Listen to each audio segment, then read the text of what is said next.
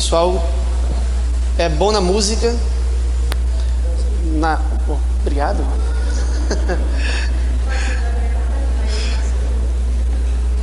Excelente o trabalho de vocês. Os irmãos possam aí auxiliar para que vocês possam continuar levando a mensagem de Deus. Como ele falou, não é apenas boa música, é muito boa música, né? Mas não é apenas muito boa música, é uma pregação, é mensagem levada aos corações quebrantados que precisam ouvir a palavra de Deus. Também fortalece, né, os que já têm uma experiência com Deus. Os irmãos tocam muito bem, viu? Instrumentos novos ali que estão muito bem tocados. Estão muito bem tocados. Excelente o trabalho de vocês. Deus continue abençoando. Irmãos, tenham paciência comigo que eu vou tentar construir símbolo por símbolo, certo? Então, como é um estudo longo, eu preciso ir pelas deficiências da linguagem, dizer uma coisa primeiro, logo em seguida a outra, já que eu não posso dizer tudo simultaneamente. Então, permitam-me ir construindo aos poucos, juntamente com os irmãos, para depois eu não sair daqui, os irmãos dizerem, era assim, mas eu acho que não é mais assim. Eu quero que os irmãos por si mesmos verifiquem se o que nós estamos falando e mostrando aqui faz sentido. Por isso que toda hora eu paro e pergunto: estão compreendendo? Os irmãos concordam até aqui? Os irmãos estão adquirindo essa compreensão? E os irmãos vão confirmando aí, me dando um feedback, e a partir desse feedback eu vou avançando no estudo do Apocalipse, no estudo sobre esses poderes mundiais que se opõem a Deus e ao seu povo na história. Ok, o que é que nós já temos até aqui? O que temos até aqui é que João estabeleceu um símbolo composto através de uma arte literária chamada síntese alegórica. Ele sintetizou em um único símbolo as 4 bestas de Daniel, capítulo 7. Logo, a besta que João viu envolve todos esses poderes. A besta que João viu não é apenas o papado, mas envolve todos os poderes das bestas daniélicas. Pelo menos envolve o leão babilônico, o urso medo-persa, o leopardo grego, o monstro descritível romano e o chifre pequeno. Pelo menos. Qualquer pessoa que lê a descrição da besta no capítulo 13 vai perceber as características desses 5 poderes que já tinham sido mencionados em Daniel 7. Ok? Então, a besta é a síntese alegórica de todos os poderes que atuam nesse mundo caído. E as cabeças representam seus poderes hegemônicos ao longo da história, que atuam de modo sequencial e sucessivo, uma cabeça por vez, e a cabeça do momento representa o monstro inteiro em sua totalidade. Ok? E já conseguimos identificar 2 dessas cabeças. Uma, Ellen White nos diz claramente, é o papado, aquela que João viu atuando por 42 meses e ao término recebe um golpe de morte e depois ressuscitará. Não é isso? E sabemos que a cabeça que antecede imediatamente a esta é a cabeça representada pelo dragão no capítulo 12, ou seja, Roma imperial, Roma pagã. Então já temos Roma pagã e Roma papal. Se nós levarmos a sério o transfundo literário e cultural do livro de Daniel e a dependência de João para com esse transfundo literário, nós devemos acrescentar na besta também as outras potências daniélicas. Ok? Quais seriam as potências daniélicas? Babilônia, Medo-Pérsia, Grécia. Já temos Roma pagã e agora Roma papal. Ok?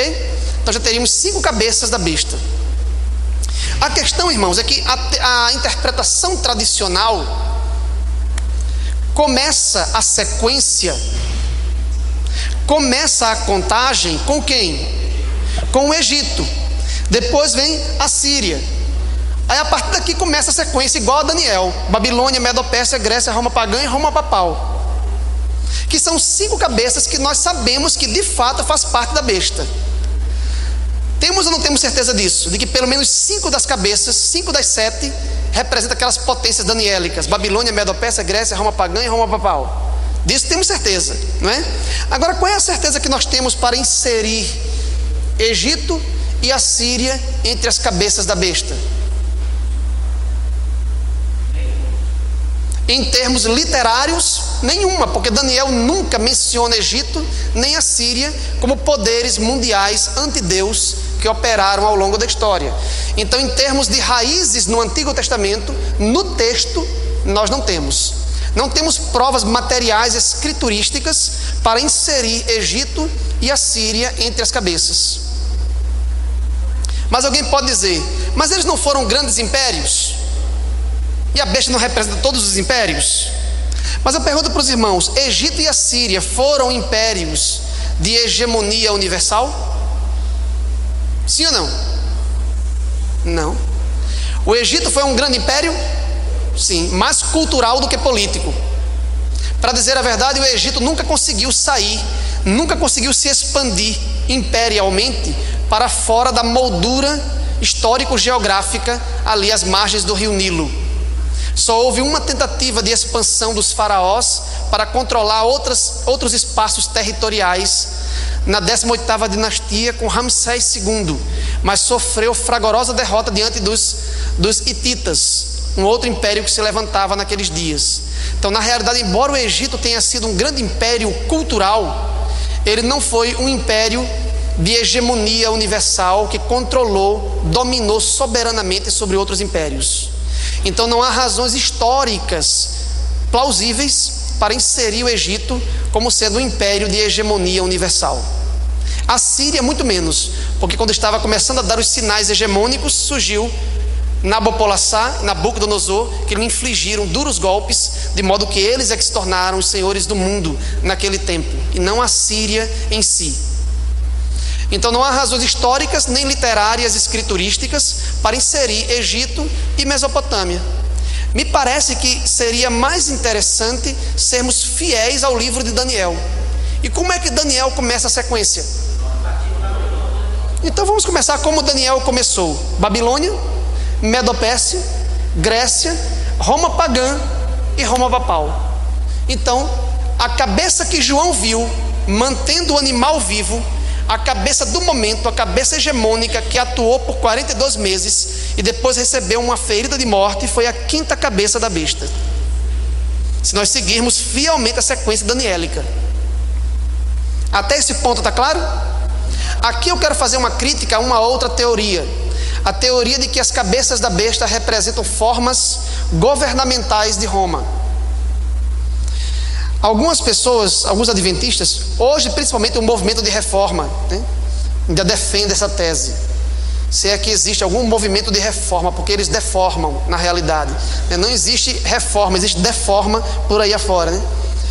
Mas eles defendem, e nós defendemos por um certo tempo, que as cabeças da besta representavam formas de governo de Roma e não impérios mundiais.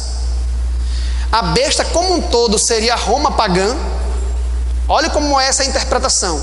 A besta como um todo seria Roma pagã e as cabeças seriam formas governamentais de Roma pagã. Reis, cônsules, decênviros, triúnviros, ditadores, imperadores e papas.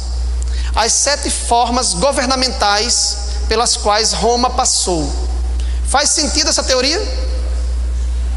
Não faz. Primeiro porque ela define a besta como um todo de modo equívoco.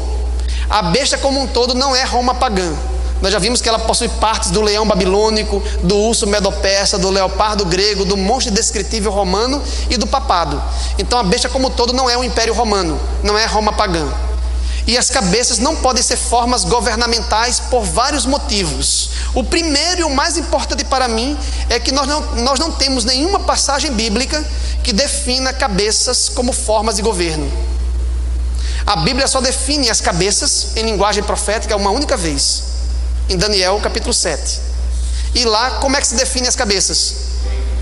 Como reinos, como sistemas amplos de governo, e não como formas de governo de um único estado político. Essa teoria ela possui outras falhas, como por exemplo colocar reis aqui e imperadores aqui, praticamente não teria diferença. Não é verdade?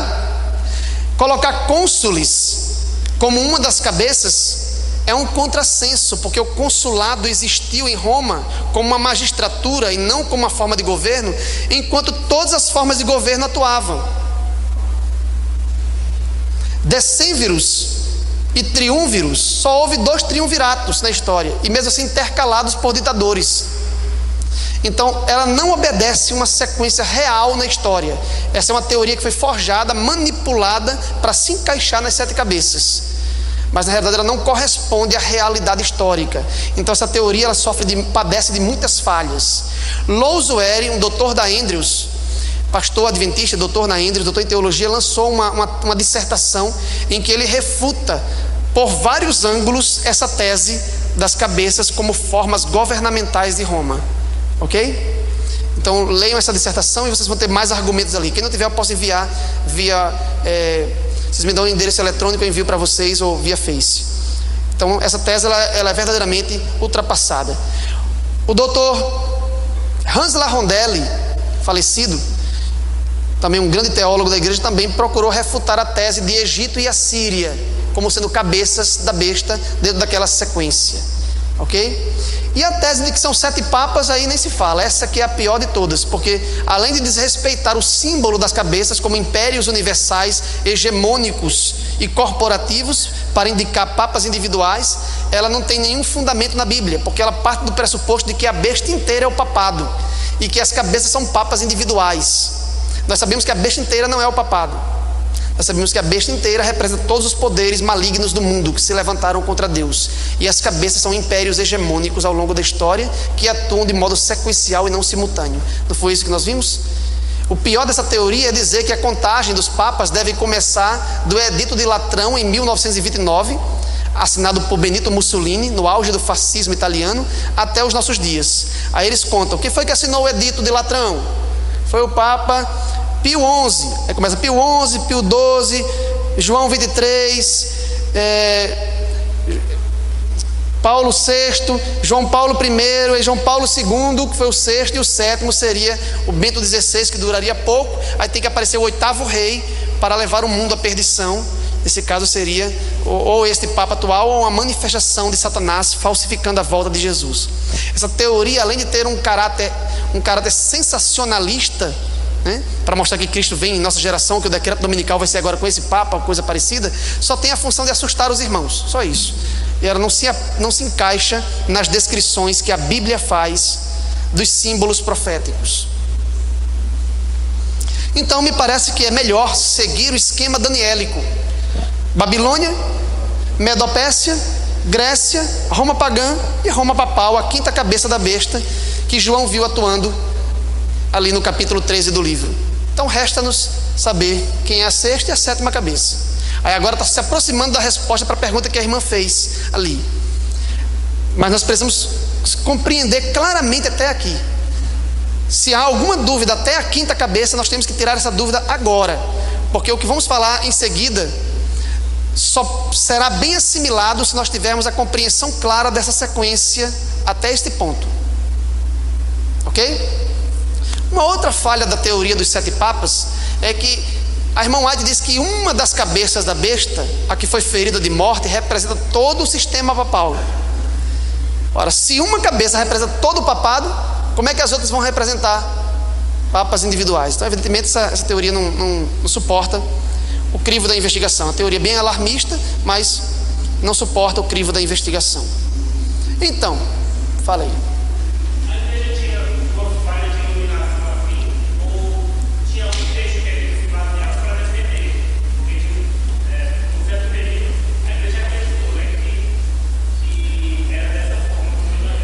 Ainda hoje acredita.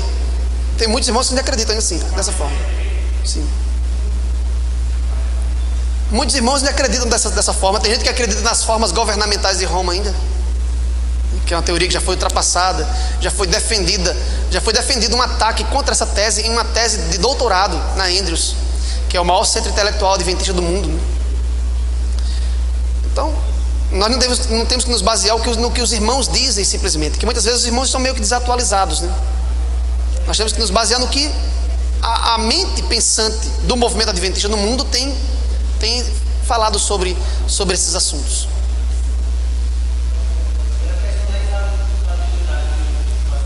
Sim. Sim. Pode dizer sem medo de errar que a igreja errou, porque nós não temos nenhuma, nós não arrogamos infalibilidade em nenhum momento. A igreja erra em suas interpretações.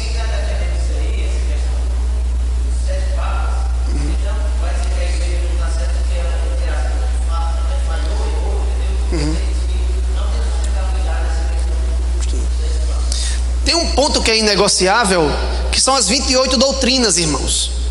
Esses são 28 pontos inegociáveis, que faz parte do nosso corpo doutrinário. Vocês veem lá no Nisto Cremos. Mas versículos e interpretações de versos do livro do Apocalipse, Daniel, isso aí são pesquisas que estão sendo feitas toda hora, todo instante. Mas as 28 doutrinas são intocáveis, evidentemente. Mas nós não estamos trabalhando com doutrina aqui. Nós estamos trabalhando com um tipo de posicionamento interpretativo referente às cabeças da besta, que não faz parte das 28 doutrinas. O que caracteriza o movimento adventista no mundo são as 28 doutrinas. E as interpretações de outras passagens nós vamos sempre recebendo nova luz e avançando na compreensão.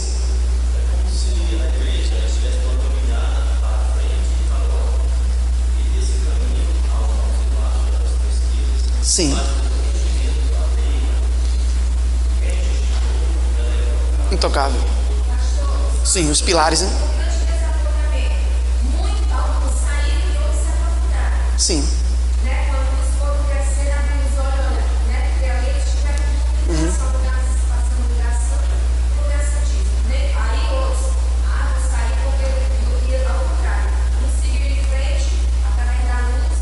Isso, muito bem.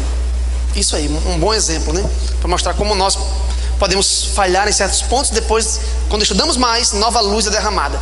Deus derrama luz sobre o povo quando o povo se volta para a Bíblia. Por que começa a predominar tradições entre nós? Porque o povo não se volta para a Bíblia. Quando o povo se volta para a Bíblia, começa, não era assim, começa a rever certos pontos e avançar no conhecimento da verdade. Quando vocês virem um povo bem quieto, bem tranquilo, sem se voltar para a Bíblia, é porque Deus não está ao lado do povo nesse momento. Ou melhor, o povo não está ao lado de Deus.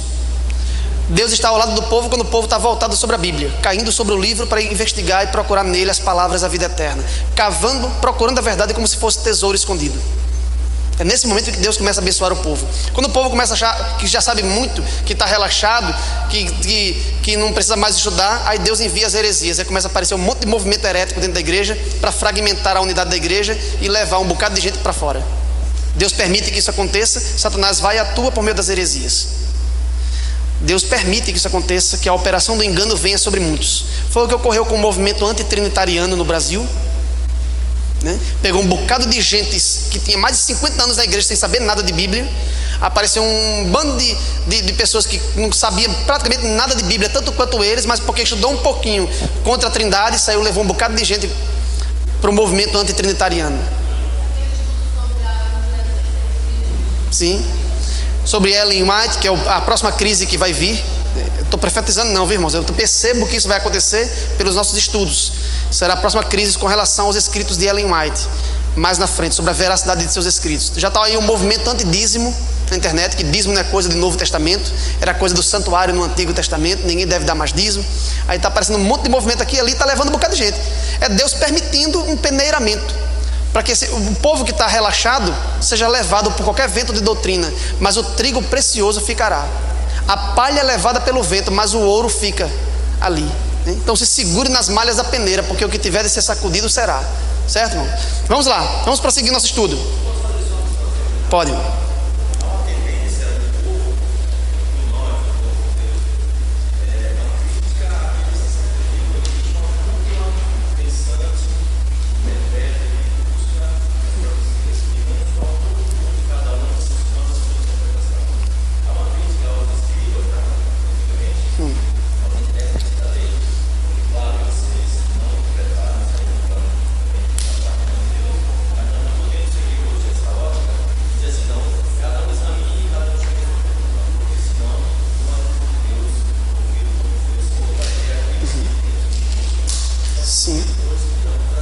Sim, não é como na hierarquia católica nem dos escribas na sociedade judaica do primeiro século.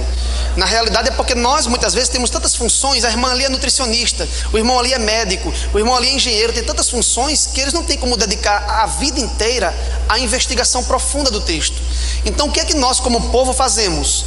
Nós ajudamos, nós financiamos, né, por meio dos nossos dízimos, nós sustentamos e mantemos pessoas para dedicarem as vidas ao estudo da palavra. Não necessariamente os pastores, mas os teólogos em si, porque tem pastor que não é teólogo, né? pastor ele tem formação em teologia, mas ele escolhe se ele vai para a área mais devocional ou para a área técnica do texto. Eu optei pela área técnica, não para apacentar as ovelhas. Optei pelo estudo técnico do texto. Então a minha vida é ler manuscritos em aramaico, manuscritos em grego, manuscrito em hebraico, ler o texto de um lado, do outro, por trás, para frente, todos os lados. E nós estamos ajudando, nós temos o prazer de colaborar para que esses estudos avancem. Então evidentemente esses homens chegarão a conclusões mais profundas do texto do que nós que estamos ocupados com outros afazeres no dia a dia. E isso é motivo de orgulho para nós, saber que nós estamos patrocinando essa causa em todo o mundo agora. Em 230 países está ocorrendo isso, espalhados pelo mundo todo, né? Vamos em frente, vamos continuar nossa compreensão do Apocalipse 13. Eu tenho medo dessas intervenções demais, irmão, e a gente não tem mais tempo, viu? Vai em frente. Muito bem, irmão. Aí agora eu gostei, viu, irmão? Agora você o irmão está na expectativa, querendo saber o que é a sexta cabeça e a sétima, né, irmão? Só tem uma hora.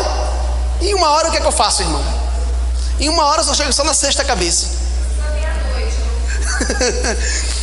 Então vamos prosseguir. Então eu vou explicar só a besta hoje. Outro dia eu explico quem é a mulher babilônica, explico os outros símbolos ali, os chifres, tudo bem. Vamos lá. Nós temos agora uma sequência montada com base na Bíblia e na Bíblia somente, certo? Porque as outras teorias têm base mais na história do que na Bíblia.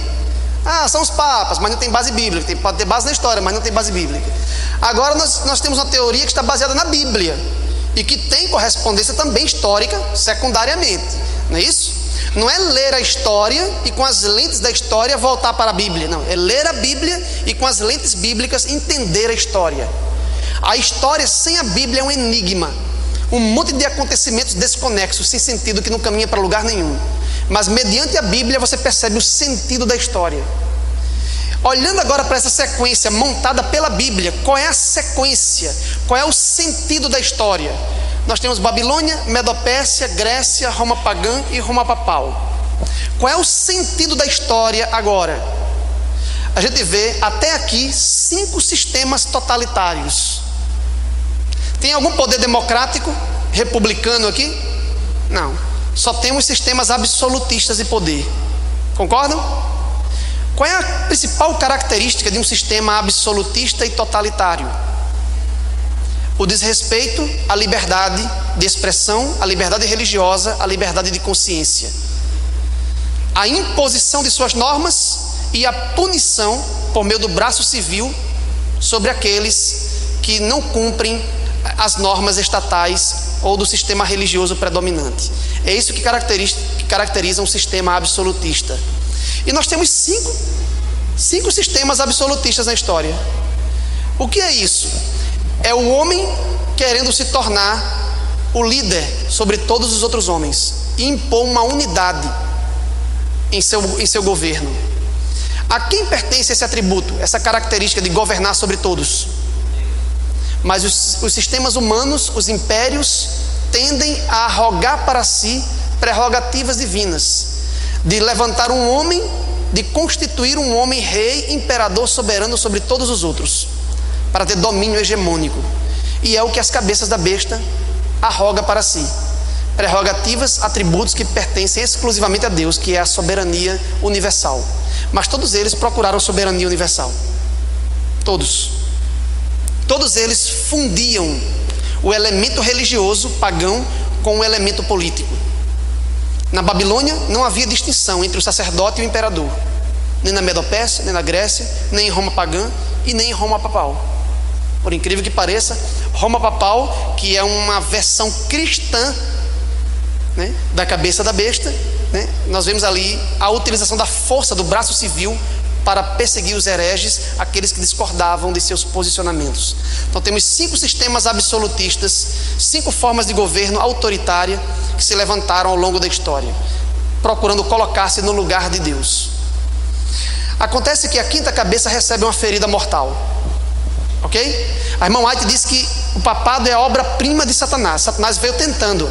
Começou com Babilônia, é a semente maligna do autoritarismo, do absolutismo e da união da igreja com o Estado, passou para a Medopérsia. Da Medo-Pérsia passou para a Grécia, da Grécia para o Império Romano e de Roma para o papado. E o papado recebe um golpe de morte. Vamos simular aqui: ferida mortal. Ok. Então a pergunta agora para os irmãos é: quem é a sexta cabeça? Quem é a sexta cabeça?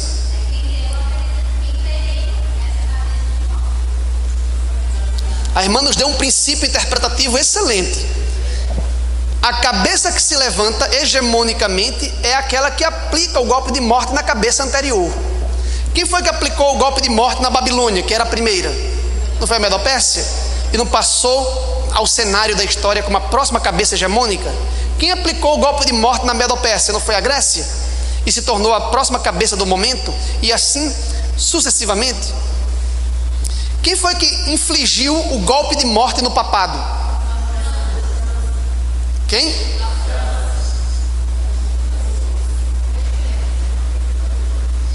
França é um dos 10 chifres da besta. Concorda comigo? Lembra que eu falei que os 10 chifres da cabeça da besta são os reinos bárbaros que fragmentaram a unidade do Império Romano no início da Idade Média e depois se tornaram as potências europeias? Um desses reinos bárbaros eram os francos, não é isso? Então, se a França é um dos chifres, ela não pode ser uma cabeça ao mesmo tempo. Concordam? Mas nós não estamos falando de França simplesmente. Quem aplicou o golpe de morte no papado não foi a França, o reino franco na Idade Média, que estava aliada ao papado durante toda a Idade Média. Foi um novo sistema de governo que surgiu, que brotou na França, como suporte territorial à França. Mas o sistema que surgiu ali, que infligiu o golpe de morte ao papado, era um sistema diferente de todos os outros que tinha se levantado na história. Que sistema é este? França revolucionária.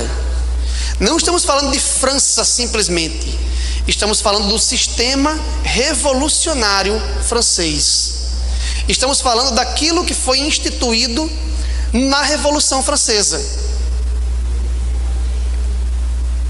que tinha como suporte religioso o ateísmo francês. Mas o ateísmo é uma dimensão religiosa, entre aspas aí, ou antirreligiosa. Mas o sistema revolucionário francês, no aspecto político, se caracteriza não pelo ateísmo. No aspecto político ele se caracteriza por outra coisa. O que foi que a França revolucionária gerou como forma administrativa de governo e que hoje predomina em todos os países do Ocidente? Como? República democrática. Então nós temos aí um sistema republicano democrático. Qual é o principal pilar da república? Separação entre igreja e Estado. Os que vieram antes, havia separação? Mas a França revolucionária infligiu um golpe no antigo regime, no regime absolutista. Destronou o rei, instituiu uma república, separou administrativamente os estados da federação, separou o elemento religioso do elemento político, pôs um fim às perseguições e exaltou os direitos do homem, na Declaração sobre os Direitos do Homem, lá na época da França revolucionária. A busca pelos direitos humanos e a liberdade de expressão e a liberdade religiosa. Isso é a sexta cabeça? Vou ler uma passagem de Ellen White para os irmãos verem um ponto interessante aqui. Antes de eu ler Ellen White, deixa eu ler uma passagem de Apocalipse. Apocalipse 11. Esse é o ponto mais importante dessa discussão, viu, irmãos? Então redobrem a atenção. Quem tiver com sono aí, desperte. Desperte e redobre a atenção.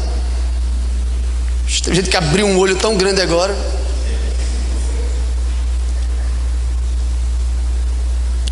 Capítulo 11. Eu não tenho tempo para comentar com vocês verso por verso o capítulo 11. Voltarei outra vez. para falar sobre isso.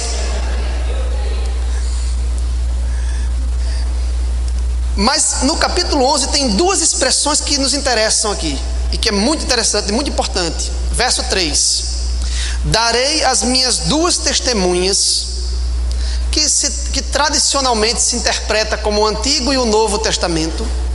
Não vou trabalhar essa interpretação tradicional agora, né? Mas vamos partir desse pressuposto, né? Darei as minhas duas testemunhas, Antigo e Novo Testamento, que profetizem por 1260 dias, vestidas de pano de saco. Por quanto tempo as duas testemunhas de Deus deveriam profetizar? Quem atuava hegemonicamente durante os 1260 dias? A quinta cabeça, a cabeça papal. O que o texto está nos dizendo é que enquanto o papado estivesse atuando hegemonicamente, Deus iria fazer com que suas duas testemunhas ainda conseguissem profetizar. Mas como?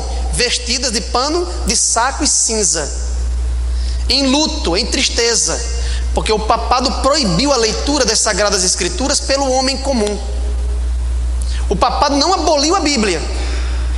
Sob profissão de reverência para com a Bíblia, retirou das mãos do povo, porque o povo inculto iria interpretar erroneamente a Bíblia. A alegação deles era essa: tirou a Bíblia da mão do povo. Mas a Bíblia ainda profetizava.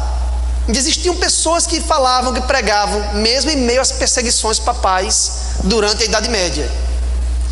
Entendam que as coisas estão ocorrendo dentro da mesma sequência. Enquanto o papado atua como cabeça hegemônica por 1260 dias ou anos reais, as duas testemunhas estariam pregando, ok? Está claro esse ponto?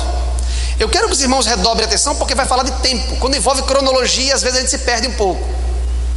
O papado atua 42 meses e as testemunhas estão atuando por 42 meses, 1260 anos, ok? Agora veja o que diz o verso 7. Quando tiverem então concluído o testemunho, está falando de quem? Das duas testemunhas. Quando tiverem então concluído o seu testemunho, quando é que elas concluem o seu testemunho? Ao término dos 1260 dias. Ora, se elas iriam profetizar por 1260 dias, quando é que elas terminam o seu testemunho? Quando terminar esse período. E quando termina esse período, o que acontece com o papado? Não recebe a ferida de morte? João no capítulo 13 não diz que ele atua por 42 meses, depois recebe uma ferida de morte e é lançado no abismo? Não é isso que está escrito lá? É ou não? Pronto. Aqui diz que quando as duas testemunhas terminarem o seu período de atuação, o papado termina também o seu. Mas veja o que acontece. Verso 7 novamente: quando tiverem então concluído o testemunho que devem dar, a besta que está surgindo do abismo pelejará contra elas e as vencerá e matará. Algumas versões diz a besta que sobe do abismo, mas no grego não existe um presente estático. Os verbos gregos trabalham sempre com presentes contínuos, que eles chamam de particípio presente. Então sempre não se traduz eu como, eu pulo, eu ando. No grego é eu estou comendo, eu estou pulando, eu estou andando, sempre no presente contínuo. Então a tradução aqui seria: a besta que está subindo do abismo pelejará contra elas. Contra elas quem? Contra as duas testemunhas, e as matará. Esta besta que está subindo do abismo pode ser o papado? Não, porque quando termina o testemunho das duas testemunhas, termina também a hegemonia papal. Mas agora está falando de uma outra entidade histórica, representada pela besta que está subindo do abismo. Se ela está subindo do abismo, é porque ela foi lançada no abismo. Como ela foi lançada no abismo? Quando recebeu a ferida mortal. A quinta cabeça atua por 1260 anos e representa a besta em sua totalidade, porque é a cabeça do momento. É a besta versão quinta cabeça, ok? Enquanto ela atua, quem está pregando? As duas testemunhas. Quando as duas testemunhas terminam de dar o seu testemunho, o que acontece com essa cabeça? recebe um golpe de morte e a besta é lançada onde? No abismo. Aí agora diz que a besta que está subindo do abismo, claro que agora é através de uma outra cabeça, a besta que está subindo do abismo, claro que através da sexta cabeça, pelejará contra as testemunhas e as matará. Quem é então essa besta que está subindo do abismo? Como a cabeça representa a besta em sua totalidade, está se referindo a uma outra cabeça atuante. Só pode ser a sexta, porque a quinta é que fez a besta cair no abismo quando recebeu o golpe de morte. Agora se refere a um outro poder que se levanta, como se a besta agora estivesse subindo do abismo no qual foi lançada quando receber a ferida mortal. Mas ela só se levanta mediante uma outra cabeça. Não pode ser mais a quinta que foi ferida de morte. Quem é então? Nessa fase da vida da besta, chamada besta que está subindo do abismo, nós temos que encontrar a sexta cabeça, porque quando ela estiver completamente fora, quando ela subir definitivamente do abismo, é porque ela já estará curada de sua ferida mortal.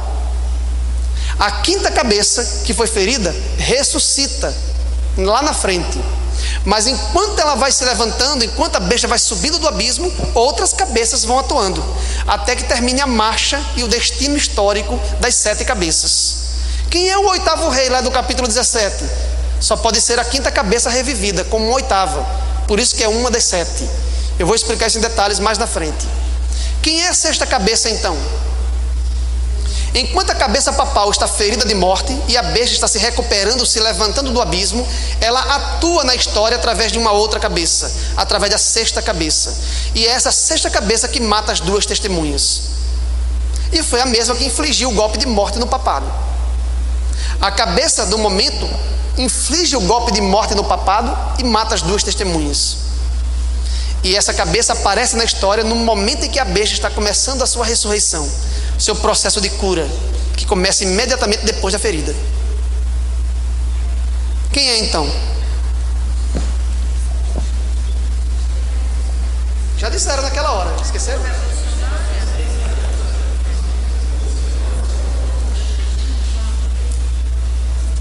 Texto importantíssimo do Grande Conflito, para vocês fazerem um link cronológico, a passagem, a transição entre a quinta e a sexta cabeça.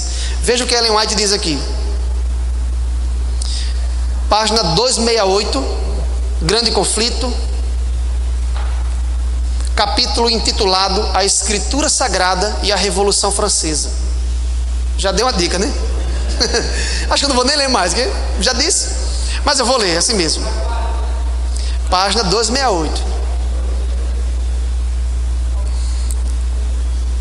Capítulo intitulado A Escritura Sagrada e a Revolução Francesa. Terceiro parágrafo da página 268, ela diz: quando acabarem ou estiverem acabando o seu testemunho, as 2 testemunhas. Olha o comentário que ela faz. O período em que as 2 testemunhas deveriam profetizar, vestidas de saco, finalizou-se em 1798. Quando? Quando foi? O que ocorreu nesse período? Ferida mortal sobre a cabeça papal e a ascensão da França revolucionária. Não é isso? Vamos em frente.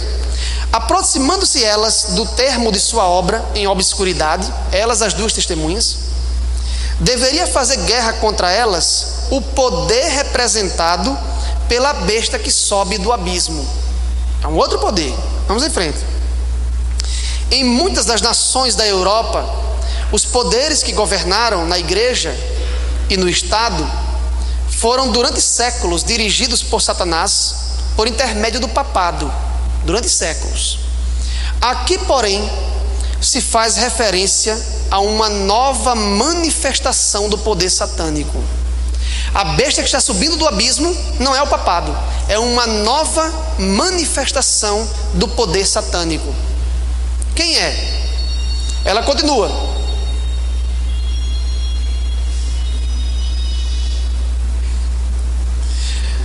Fora a política de Roma, sob profissão de reverência para com a Bíblia, conservá-la encerrada numa língua desconhecida, a Bíblia, ocultando-a do povo.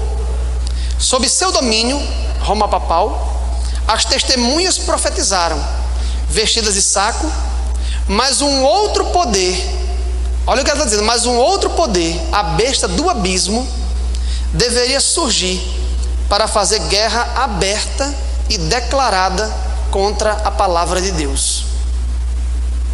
Quem é esse poder?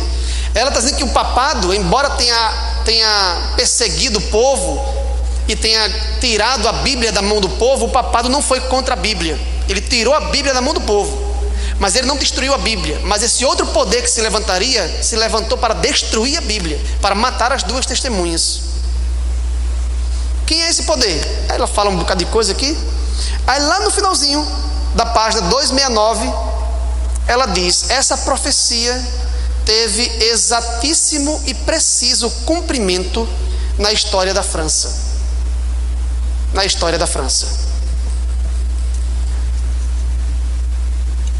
E agora, irmãos, a besta que está subindo do abismo e que atua na história mediante a sexta cabeça e que inflige o golpe de morte na quinta, que é o papado, e que agora se levanta para matar as duas testemunhas por meio de um ateísmo generalizado para aniquilar a palavra de Deus, é a França revolucionária. Não a França como um chifre, o reino dos francos, mas um novo sistema que aparece ali. E Ellen White diz que é uma nova manifestação do poder satânico. Então já sabemos quem é a sexta cabeça, irmãos. Quem é? França revolucionária. Mas será que é apenas o Império Napoleônico, a França revolucionária simplesmente? Ou todo o modelo de administração e de governo que ela espalhou por meio da onda revolucionária para o Ocidente? É uma nova manifestação do poder. Por que uma nova?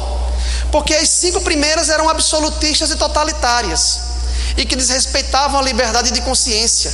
Mas esse novo poder que se levanta é democrático, respeita os direitos humanos, direito de expressão. A gente acha bom, né? Os direitos humanos, a república, a democracia é uma grande vitória. Não é assim? Porque o sistema totalitário, autoritário, absolutista, que desrespeita a liberdade de consciência, foi ferido de morte. Está em estado de postergação, se levantando do abismo. Mas enquanto isso, Satanás continua operando na história através das repúblicas democráticas. É uma nova manifestação do poder satânico. Satanás percebeu que o tempo moderno, a idade contemporânea estava surgindo e não tinha mais como ele manter um sistema autoritário de governo. E o que é que ele faz então? Ele desperta nova forma de governar. Uma forma mais light de governo, né? Uma forma democrática. Os direitos humanos, liberdade de expressão, separa a igreja do Estado. A gente pensa que Satanás não opera através dessas formas também. Mas veja o que os direitos humanos estão gerando no mundo. O excesso de direitos descabido para minorias étnicas, para o povo de um modo geral, tem sido muito mal utilizado nesses últimos dias. As formas jurídicas, o direito tem aberto tantas portas que está se tornando quase insuportável a vida no Ocidente. Mas a tendência é que essas formas democráticas se expandam cada vez mais até que haja uma insatisfação total e generalizada da sociedade humana contra a democracia. E a democracia ruirá e cairá no final. E sistemas autoritários de governo voltarão a governar a história. E vocês irão ver que a história se repetirá. Deveria ser abominável para mim dizer isso. Como historiador profissional, não deveria fazer uma afirmação como essa, de que sistemas autoritários voltariam, que a democracia vai cair. Mas eu não sou apenas um historiador profissional, eu sou um teólogo. E a Bíblia diz que hoje a besta está em estado de postergação. A natureza violenta, brutal e agressiva da besta, que desrespeita a liberdade, a sua natureza autoritária, não está funcionando agora. Mas a profecia diz que haverá uma recuperação da ferida. E aquela quinta cabeça totalitária, absolutista, que governou na Idade Média, retornará com todo o poder autoritário que tinha. Mas até que ela chegue, passarão ainda quantas cabeças? A sexta e a sétima. Essas duas cabeças estão inseridas dentro da fase da besta que está subindo do abismo. E quando ela estiver plenamente recuperada, será o 8º rei e levará o mundo inteiro à perdição. Até agora, importa que as democracias se expandam pelo mundo. As ditaduras do Oriente vão caindo cada vez mais e o mundo se torna cada vez mais democrático. A liberdade e os direitos humanos se expandem. É a besta em estado de postergação, ferida de morte. Mas ela não fica definitivamente ferida, ela se recupera da ferida e vai impor ao mundo uma legislação universal, sob pena de morte para quem desobedecer e não cumprir. Aí a história se repetirá. Sabemos que a sexta cabeça são as repúblicas democráticas do Ocidente, lideradas pela França revolucionária a princípio. Nesse ponto, a dúvida? Sim ou não?